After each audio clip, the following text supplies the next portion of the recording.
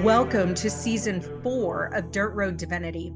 On this show, we explore spiritual awakening and connection as an adventure, often confusing, sometimes messy, but always encouraging us to have the courage to live into all that we are. I'm your host, Lisa Wade, and in episode 38, I have the first of a two-part conversation with Katie Weiss. Katie is an author, podcaster, and channel of a group of multidimensional beings she calls the Chorus. This conversation is deep and perspective expanding.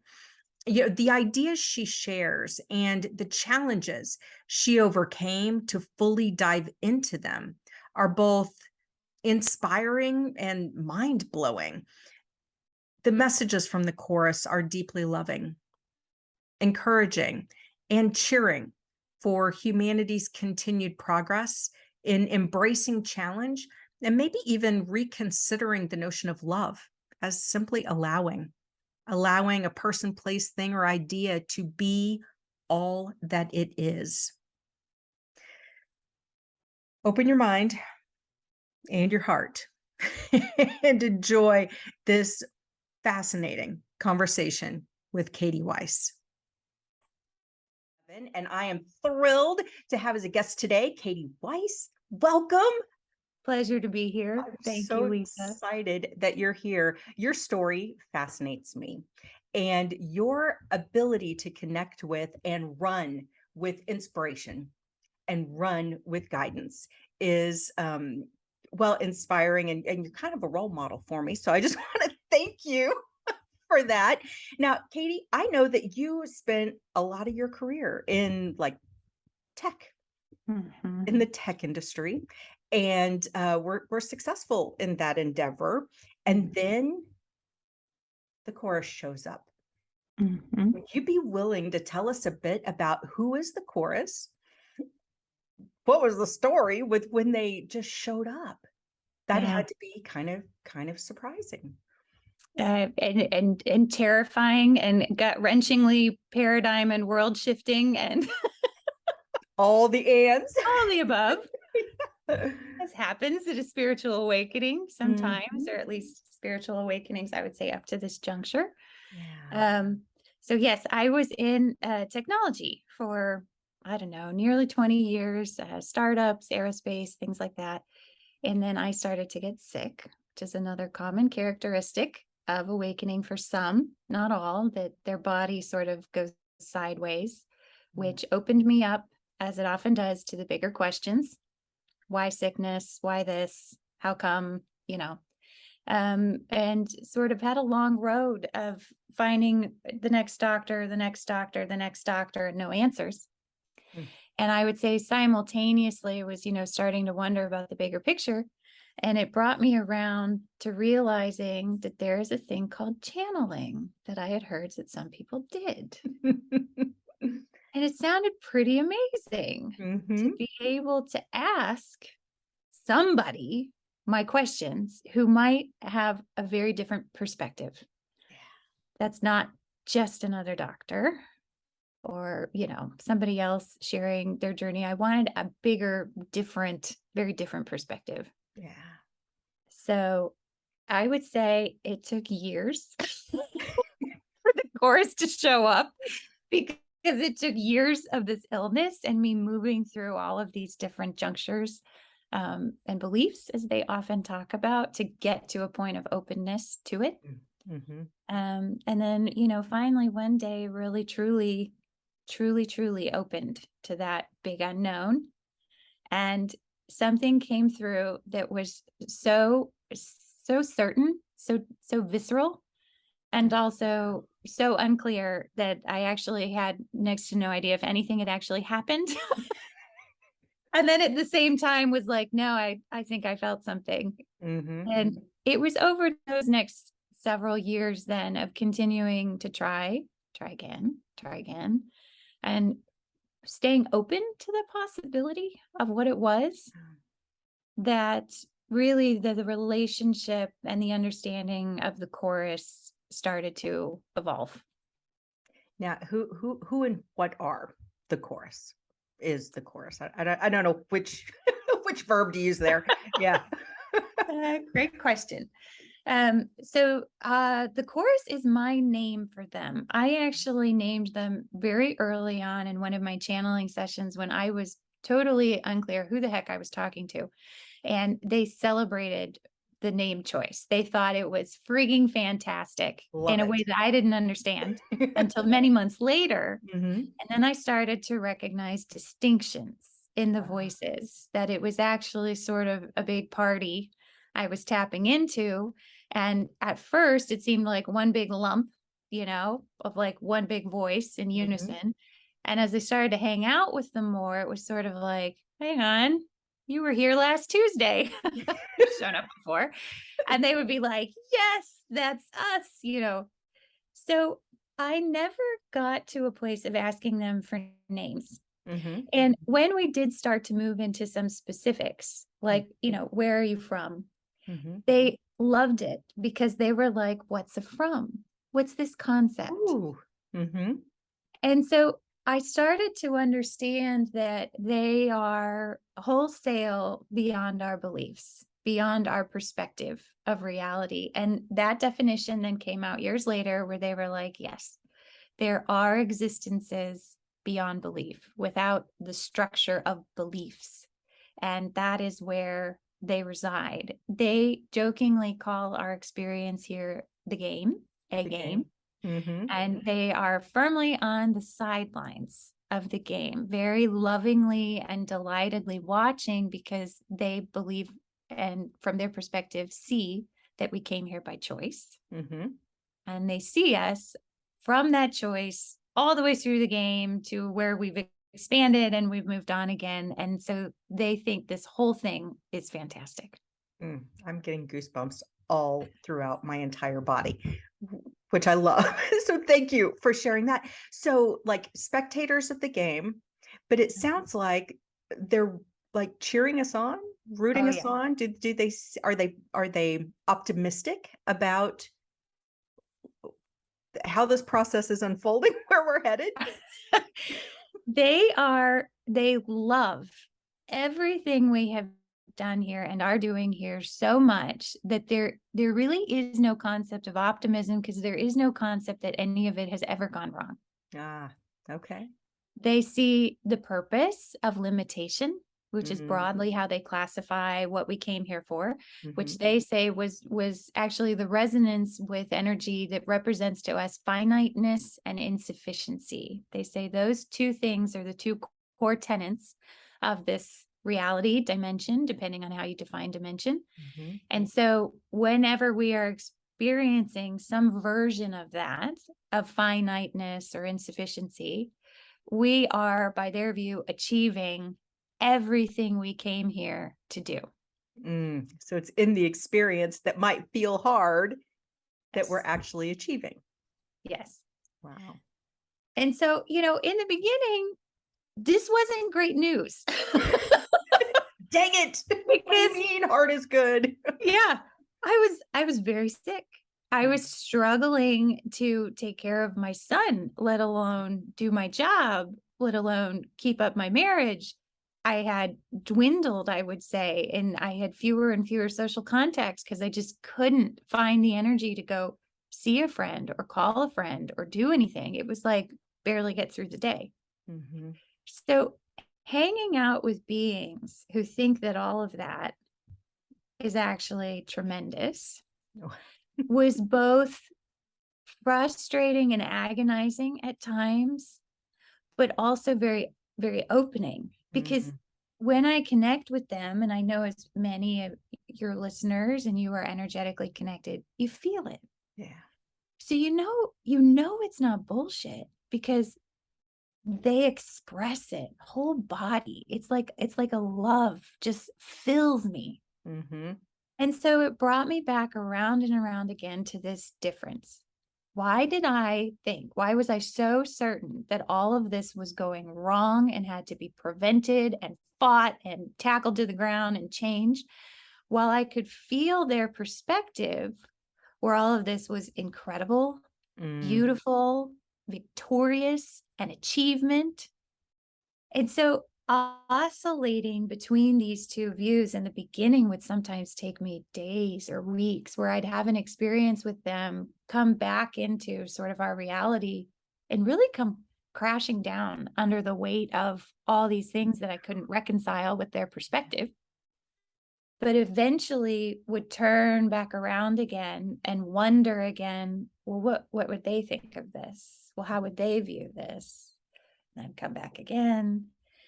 So for years, I didn't tell anybody that this was happening because it didn't necessarily change much in Mhm. my life.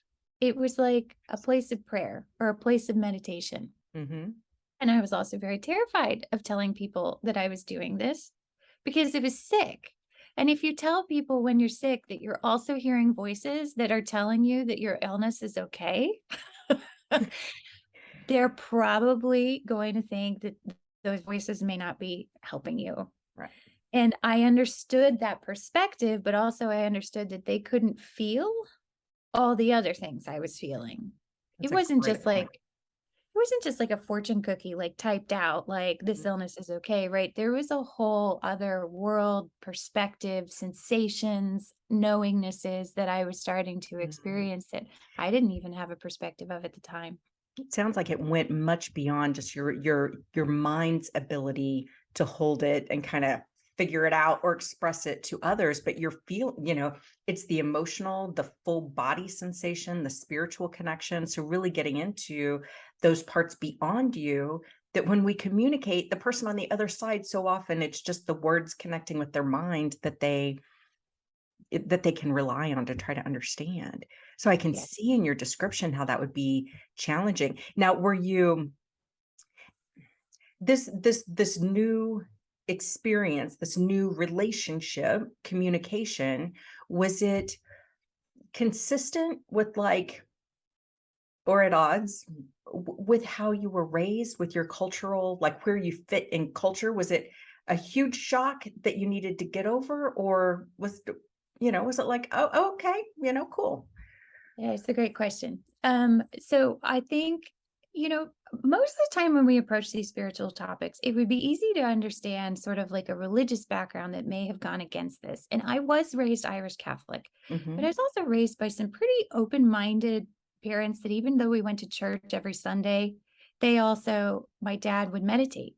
Yeah. So they were Yeah. open to just sort of that peace of heart, that peace that Mhm. you feel in your body and how to find that, and that there are many ways to, I don't know, commune with sort of the larger love or God, as Ah, they would that's say, beautiful. right? Prayer. Yeah. My mom still prays, and Mhm. I see fine lines between prayer and meditation. She goes to be someplace quiet, with Yeah. hope.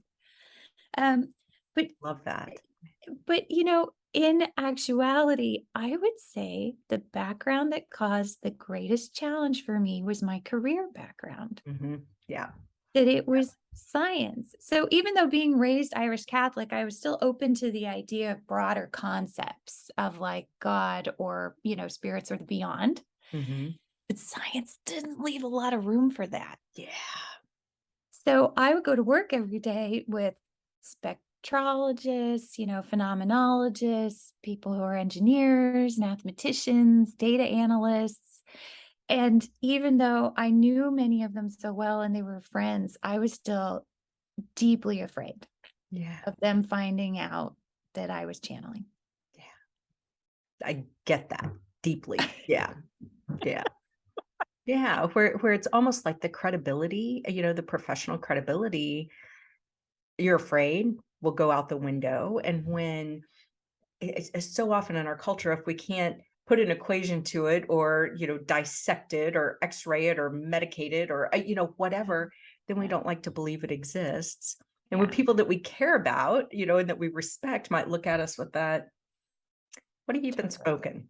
you know? Exactly. I was at the apex of where you need physical evidence. Mm, Like yeah. that is it. Science is requiring of that, except for physicists, and I got along really well with physicists because they're kind of open to like, hey, the double split experiment, like, it's all a result of sort of our perspective. Which is not far off. You could say some of what these other perspectives that I have encountered are suggesting. Mm, But there was quite a few years of imposter syndrome of, the more the things with the chorus progressed, the more I felt like I was hiding pieces of myself because the chorus was sort of growing in the closet. I started in the closet and then the closet stuff kept piling up and piling up and piling up. I get it. Yep.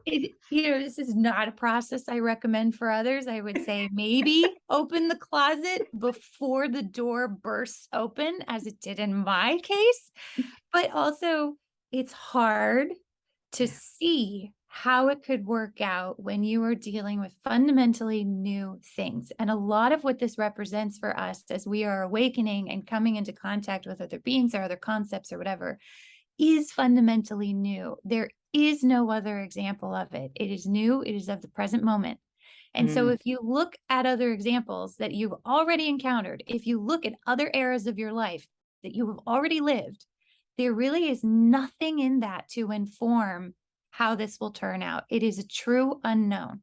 mm, So you either have to confront that and be like, okay, there's no amount of preparation, there's no amount of analysis, there's no amount of like getting my ducks in a row because you just don't know what new energy will look like. It is an evolution into that present moment presence of trust. yeah.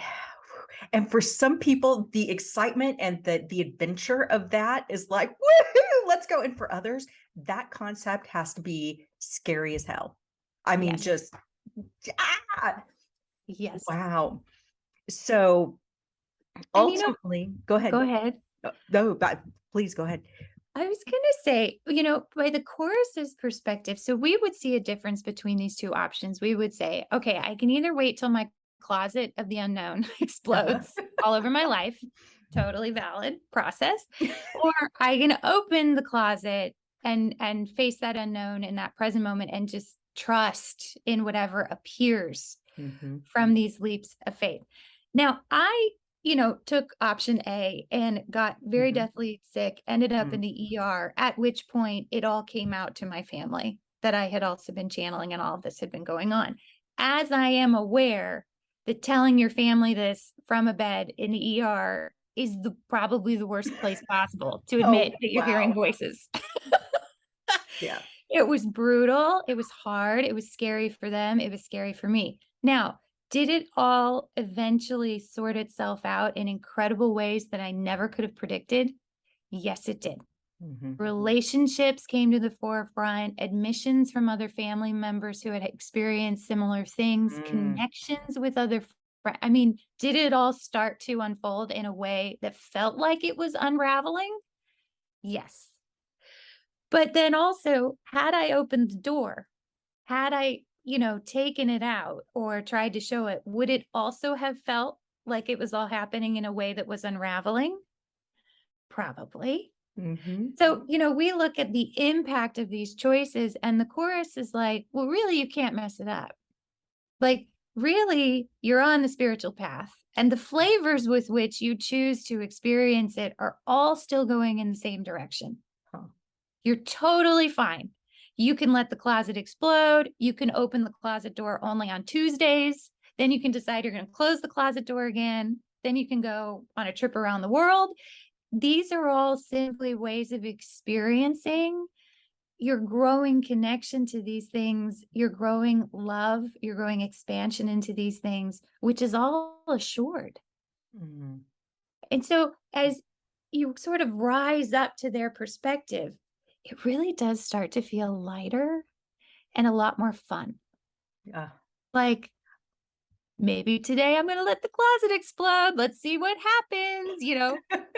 Maybe Welcome I'm to going the to build 3 circus. more closets. It's really just like, let's Mm, see what the universe does here. Let's see what the universe does here. Because the more times shit hits the fan and somehow you still land in a loving place, mm, the more you start to see it. And I think the difficult part at this juncture in awakening for all of us humans is that some people are just starting their timeline of this They do not yet have as many examples of landing in a loving place, whereas others, like I know many of those that you've interviewed, went through all sorts of chaos in a variety of flavors, Yeah. but then have now found sort of a greater acceptance of themselves, different ways of connecting, an allowance. So there are those of us who, if you were going to use a linear concept, are a little further ahead. And we've built the beliefs, these experiences that are like, it does work out in mysterious ways. Mm. I love that. Thank you for that. And there's something so encouraging and supportive in that. Just the idea you can't mess it up. You're already on the path. You can't mess it up. And the feeling that we're not being judged for not being better at it or faster at it or deeper at it, or am I not supposed to be at 12D by now? That kind of stuff. So the chorus, you and the chorus wrote a book. We did. And the Book of Human Awakening. Yeah. How's that for a non-auspicious title? That's some good stuff. And very much the book, it felt like very much talked about, there were so many energy conversations throughout the book, and so many things that as I'm reading through, I just went, whoa, like the head going, that's awesome. But it kept feeling just like this stream of love and almost like cheerleading throughout the entire thing. If you were to sum up the book, I know this is the worst question in the world to ask, but like what are the nugget takeaways that if people only got a couple of concepts from the book, what do you think are some of the ones that are maybe the building blocks of understanding to where other things can open the door, to other things being possible? Mm-hmm. Well, I would say, first of all, you hit the nail on the head in terms of the energetic conversation that's happening in the book. So the Book of Human Awakening is their first book, and it's meant to be an introduction to this process that we're all going through, which to them is expansion from this point of limitation. Not like an ejection off of it, right? Yep. We're keeping one hand on the limitation as we expand. And so it's sort of a transformative process. And I would say that that's probably the standout sensation that most people report getting from the book is, though there are many topics that they move through. So they touch on life after death, they touch on trust, they touch on emotions like anger and fear. They're giving their understanding of it, though, and their understanding is inherently from that loving perspective.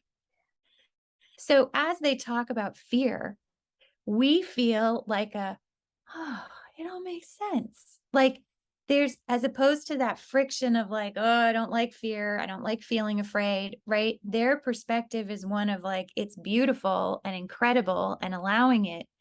And so it doesn't negate our perspective. It's a celebration of our perspective in a new way where you can say, I totally understand why being a human in this experience, I didn't love the sensation of fear. And I can also see how from their perspective, it was an absolutely incredible creation that we made as part of resonating here. This is like the opposite of spiritual bypassing, in the sense of, rather than let's just not look at it, don't look at it, don't look at it, make it go away, to look at it and go, huh. And there's something about with that come from that it's almost like it loses its charge, it loses the negative charge. Yes. It's a great way of saying it, Lisa, because it loses the way we energize it. Yeah. So they're like, it's through your experience here and your beliefs that you energize the experience of them. When you start to release something like fear, the experience of fear transforms. And you feel that. You feel a little less driven by the fear, maybe, a little less avoidant of the things that make you afraid. And instead, it's sort of like, oh, okay, I can allow for the presence of that fear. And that's what they say is transcendence, is allowingness. Love, by their definition, is allowing. And so Ah, when we love mm, something, we are allowing it to be everything it is. Everything it is, the good, the bad, the ugly, the ups, the downs, the weirdness, the inconsistencies. We're allowing all of that. And as we do, the friction parts that we might have stopped and stared at and really like spent, years or a lifetime battling with, that is what loses its power and we move through it mhm. in the expansion, which is ultimately human awakening. That's huge. That's huge. And the idea, love as allowing. As we talk about things like concepts like unconditional love, Yeah. which I think can be a challenge for a lot of people, just in terms of what and how, and even when they're being jerks, and I mean, Yeah. all of the things that we don't want to allow. Yes. This And idea of so allowing. it's such a great point because when I was sick, I was like, how the frick, I'll keep my language clean. I'm cursed like a That's sailor normally, great. but I knew I liked you. Another commonality. so how the frick do I love that I am sick? And Yeah, it took me a long time to realize that that's not actually what they were saying. yeah. That was my belief talking through. And they said, can you love the fact that you don't love being sick? Can you love your Ooh. perspective? So typically, when we look at unconditional love, not Mhm. always, but often, it has to do with something out there that we don't love, that we feel like we got to get okay with Yep, somehow. yep. It is a way of dismissing our own perspectives, as Ooh, opposed to saying, no, actually, I'm right. I just don't like it. and that's okay. And that's okay Yeah. because there is inherently in that a validation of our perspective. And when it comes from that loving, allowing place, a validation of all perspectives. So it's okay that they don't Mhm. feel the way I do. There's so much in the universe. There's Mhm. so many perspectives. There's so many ways to live life, to exist, to believe, to transform, to die, to rebirth yourself. There's so much. And as you allow more of your perspective as part of the universe of variety, Mhm. the more you find that you sort of blossom into the diversity. Mm. I love that. Thank you for that image. One of the things, I'll be honest, that I've been struggling with, especially the last, I don't know, 6 years or so, is this idea of being kind of an observer of Mhm. all the duality going on, all the polarity going. And I'm thinking politics, I'm thinking, cultural isms, so many different things. And coming from a background of politics and advocacy, Yeah. not getting in there, putting on the gloves and duking it out, um, that no longer resonates with me at all. But there's a part of me that's like, but if I'm here to help perpetuate positive, movement or change, shouldn't I be on the front lines duking it out? And it's so interesting to hear, I'm trying to take what you just said and apply it to that idea that maybe there's a different way of making positive change, or being in a state of allowance. Mhm. But do I want to allow the crap, that I'm seeing, or do I want to be acting to try to, that's where the push and pull sometimes comes in. Like, I think you know what I'm talking about, but what would Totally. Laura say to that? Totally. It was like, wait, I'm supposed to just get okay with being sick, Yeah, right? Like yeah, that feels backwards. That yeah. feels like, all of this will then just come crashing down. I'm barely holding it up as it is. Hmm. So, do you feel, let's explore that a little bit. Do you feel like you would wish to be in those places? Or just that you'd rather not, but you feel like you should? Well, I think it's a matter of feeling like I want to do something, like be active in some way that can make a positive difference, but feeling like I recognize that the old ways of the past aren't it. And so I'm not going there, but asking, okay, well, what is a way? And where this really came up for me, presidential politics is is an area. But the conversation a couple of years ago around that it's not just a couple of years ago, it's always and continuing, but around race. And especially in Oklahoma at the time, um, it much came to kind of a head at the same time. And here I am trying to figure out how can I make a positive difference. Do I need to be on the front lines? Do I not? And when I tune in and ask, it's like, no, front lines isn't your job anymore. We can't solve a problem at the same level of consciousness in which it was created. So we're asking you to move into a different way of looking at things, Mhm. work with higher dimensional or higher frequency tools, and approach it your way from there. And on one hand, I'm like, thank you so much for giving me something positive and proactive I can do. And on the other hand, I'm feeling this guilt about all the shoulds of, but wouldn't society or people that I care about who are on the front lines think I should be there?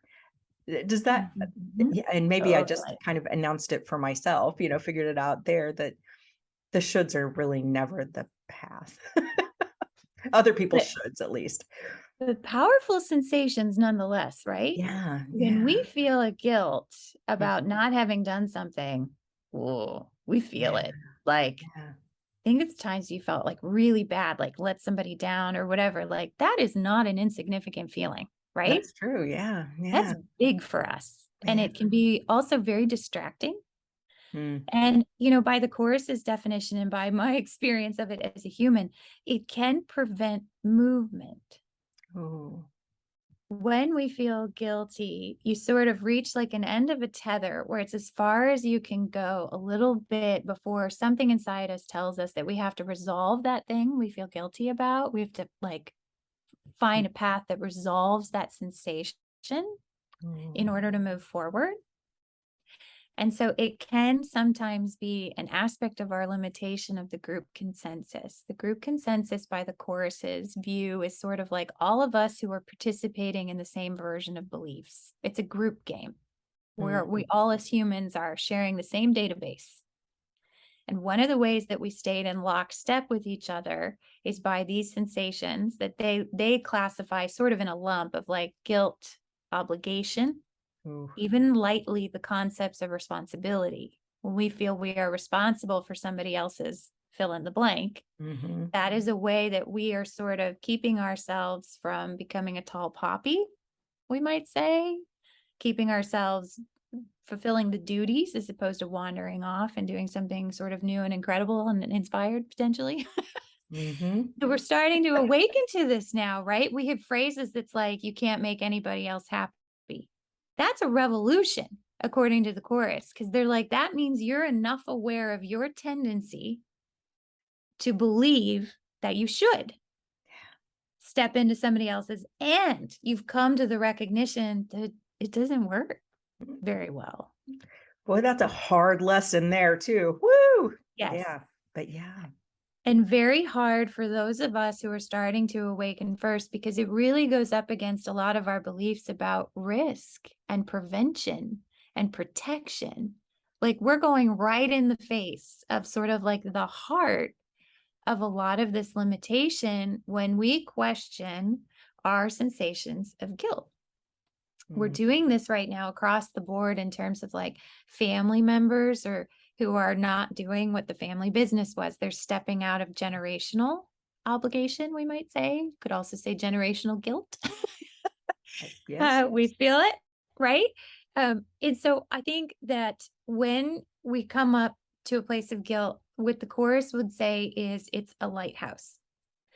There's something in the sensation of guilt that is calling you back over and over and over again because there's probably a belief in there somewhere that if you face it, unlocks a big aspect of the unique being that you are and allows it to be expressed here. Wow. So I find it very interesting Mhm. that you grapple in some ways with this calling that you had earlier in your life, had Mhm. some success with, Mhm. went out and did sort of spiritual changes and all sorts of life changes and what have you. And now you feel like I could go, I should go, I need to go, I can't go back in that direction. Now, I don't know what it is, Mhm. but I know that when someone brings up, like, I just can't get over this thing that I still feel somehow attached to, there's like a mini anchor Mhm. in this Yeah. question for me. And it's like, oh, that means there's a lighthouse in there. It's Mm. calling you to it. There's something in there to understand or unlock. And sometimes it is the beliefs that tell us, like, no, it's not possible. You can't make change there, or that wouldn't work out, or it'd be Mhm. just like it was before, or it's all those beliefs that you're actually untying one by one. What if it's new? What if it's a present moment thing? What if I'm different? What if it's different? It's not to say that eventually you will or you won't go do that work again. It's that these are the beliefs you're awakening to by way of this path and these sensations. And as you go and look at them, that's when those new ideas come into you. It's sort of like, oh, you know what? Like, I had that idea while I was working in those spaces. That was a really good business idea. And then, you face it again and you're sort of like, you know what? There was that gal or that guy that I really connected with, and I wonder what they're doing today. It's sort of like the new path births out of the Mhm. willingness to allow for the Mm. fact that, like, yeah, I feel guilty. Okay. And you can get curious about that. You can sit with it. You can bring it on walks, but you will allow it to be something true and helpful for us, allows it to give to us what it is it's trying to express. The image of the lighthouse just was a total game shifter for me.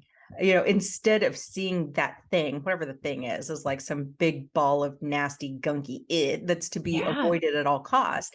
The idea of it being a lighthouse of, hey, there's something here that can, you know, that needs your attention. It could be damaging if it doesn't have your attention, maybe, just like a lighthouse doing its job. But rather than just go away from the lighthouse, actually go, oh, okay, I see you. Yeah. What are you really trying to show me? What can I Yeah. really learn from this? Woo, Exactly. that's huge. That's And huge. it takes presence. Hmm. Right? It's stepping out of the ideas that we had about the thing or how it could only go, or this is what had happened before. And it's stepping into like a newness with it. Hmm. And sometimes it only comes in short spurts in the beginning, right? Sometimes you can just like open to it just a little bit, but then it sort of stretches over time, and these uncomfortable topics that we have about, like, oh, I feel so guilty about that still. It happened in college and I still feel guilty about it. Right? Yeah, so many of It's those. like, right? Hmm. It's like, well, if it is a lighthouse, then what could it be showing you? I'll give you a lighter example of a friend of mine. And this is not it's not an all concluding example, but I think you'll feel the energetic openness of it. I think your listeners will feel it. So shame is a close cousin of this energetic thing to the chorus of like guilt, right? And shame. Yeah, Shame is an even harder lock yeah, of like, ooh, yeah.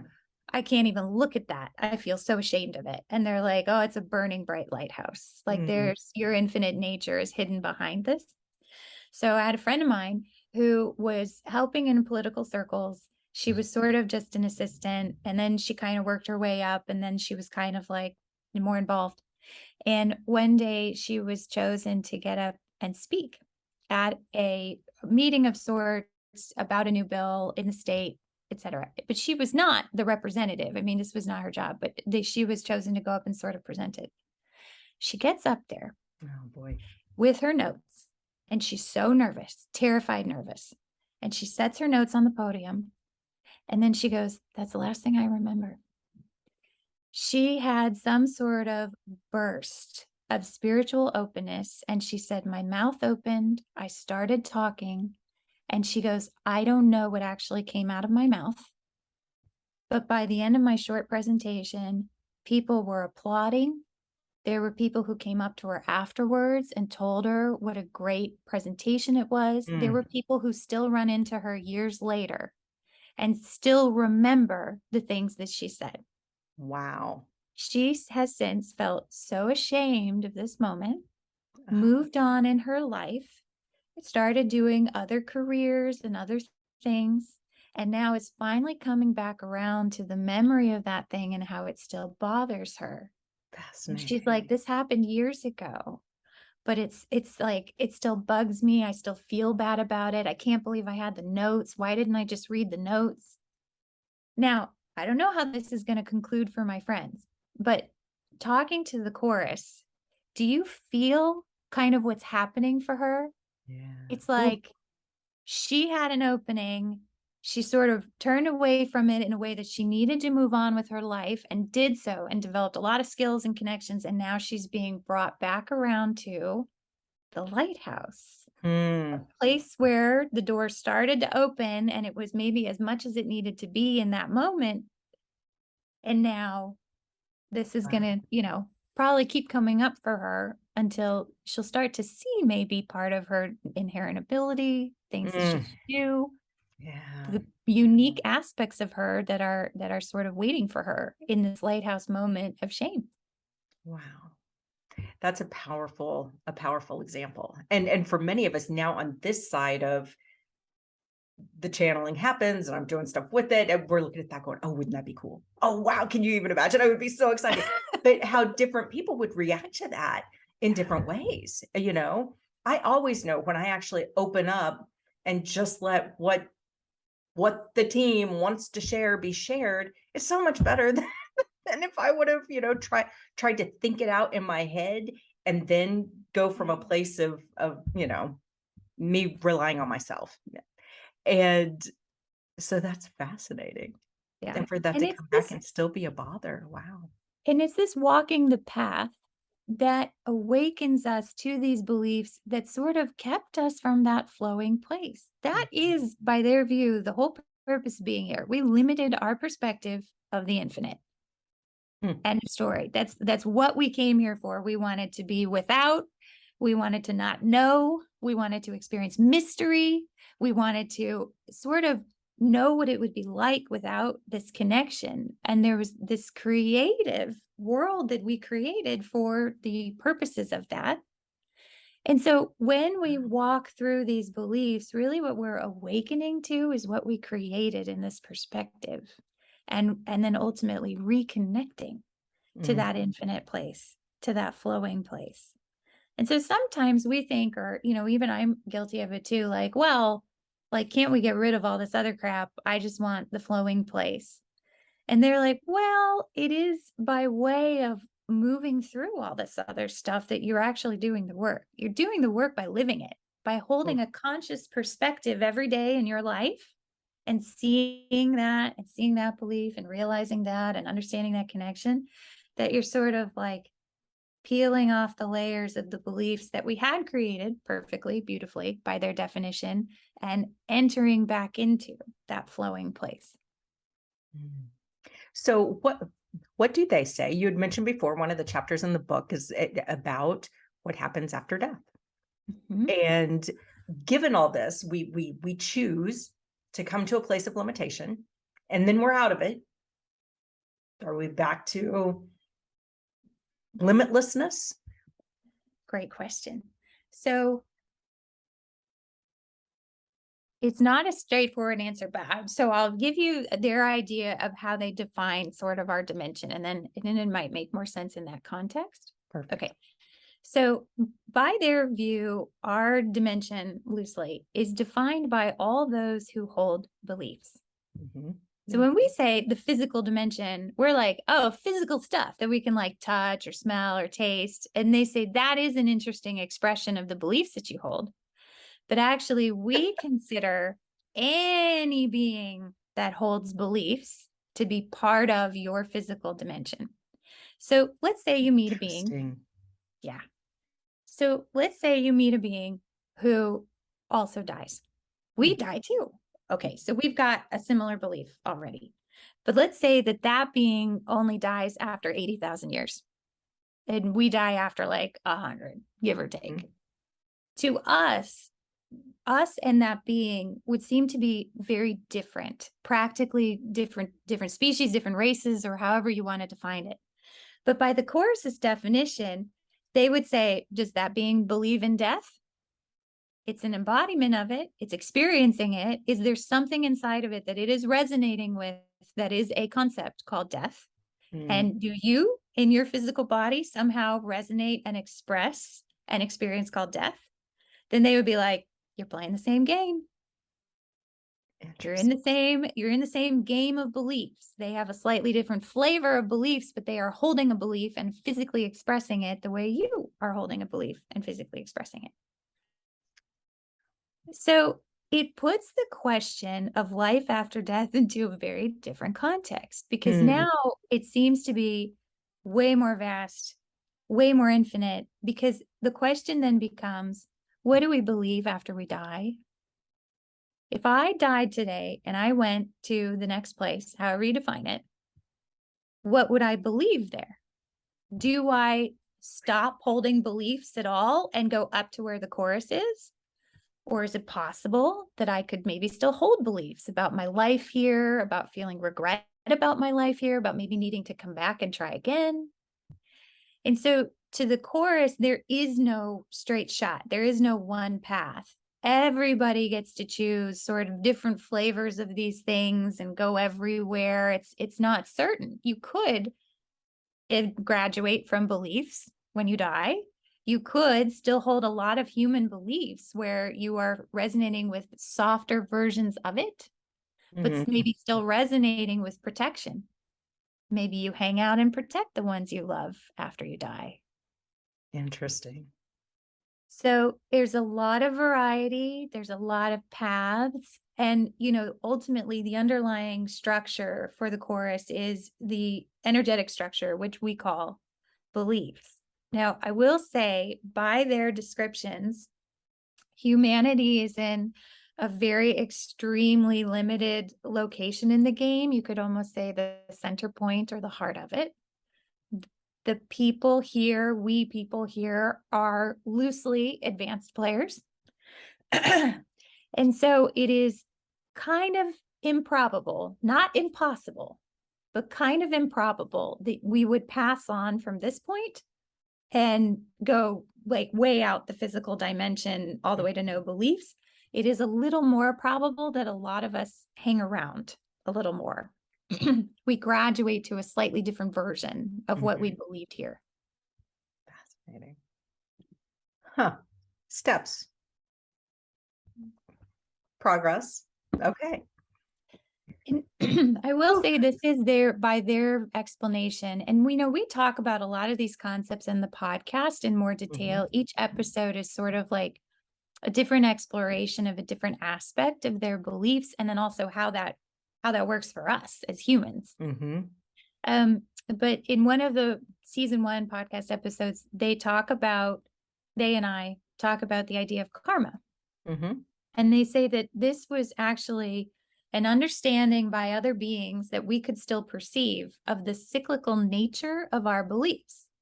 And they were like, hey, you die, but then you believe all this stuff that makes you reincarnate here and do it again and do it again and do it again. And when they expressed that to us, we could only really see it from our limited perspective.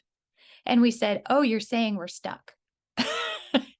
From a different perspective, it's not exactly what they were saying. They were simply reflecting to us sort of the energetic loop that we're in and that we created. Now, the Chorus thinks the energetic loop we created is incredible, is fantastic. The idea of stuck is amazing to them because it's an energetic, always expanding universe. So we had to create this experience of being stuck. And this is, one of the amazing places in the universe where you can actually experience it. So create the limit, and that's just another one of the limits. I Wow. mean, what an expression of limitation to be stuck, to Mhm. not be able to escape something. Yeah. In a universe where everything you want is granted to you in the instant you want it because it's all love all the time. And we're like, "No, it's the same thing all over again, and there's nothing I can do to get out of it, or maybe I can get out of it if I do this stuff over a long period of time, but I really gotta pay for it." And they're like, "Wow, this is amazing. You guys are amazing at this." You're really creative at keeping yourself small or big. I don't Yeah. know. Wow. Ooh. Thank you for joining us for part 1 of this fascinating conversation with Katie Weiss. Join us again next week for part 2, where we get even deeper, if that's possible. Between now and then, if you'd like to connect, you can find Dirt Road Divinity on social media, Facebook or Instagram, or you can email me at lisa@dirtroaddivinity.com if you have show ideas or would maybe even like to be a guest. Until next week, lean in to what may exist beyond belief.